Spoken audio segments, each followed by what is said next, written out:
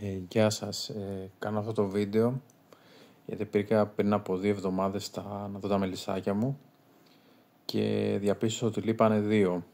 Μου είχαν κλέψει 2 μελίσια. Αυτό το παθαίνω για τρίτη φορά εδώ που τα έχω τα μελίσια στην Αθήνα και γι' αυτό μου ήρθε αυτή η ιδέα και ήθελα να σας τη δείξω, μήπως σας βοηθήσει και εσάς, γιατί έχω μάθει ότι έχει γίνει και σε άλλους μελισσοκόμους στην ίδια περιοχή. Η ιδέα που μου ήρθε, που τη βλέπετε, είναι στο να κάνω δυσκολότερο στον κλέφτη να μπορέσει να μετακινήσει τα μελίσια. Αυτό που βλέπετε είναι ο τρόπος που έχουν τα μελίσια που τα βάζουν σε αυτές τις βάσεις από παλέτες στην Αμερική. Δηλαδή το είχα δει σε άλλα βίντεο που είχαν κάνει στο εξωτερικό και γι' αυτό προσπάθησα να το κατασκευάσω. Για την κατασκευή χρησιμοποίησα ευρωπαλέτες, η οποία χωράει 4 κυψέλες που κοιτάνε αντικριστά και πηχάκια μήκους 21 χιλιοστά επί 21 για να πατάνε πάνω οι όροφοι.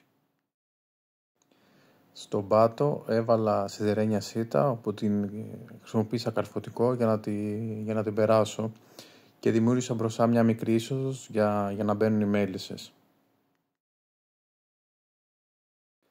Εδώ φαίνεται πως κάθεται ο όροφος πάνω στη βάση, η οποία χωράει 4 κυψέλες, που 2 από τη μια πλευρά δηλαδή και 2 από την άλλη.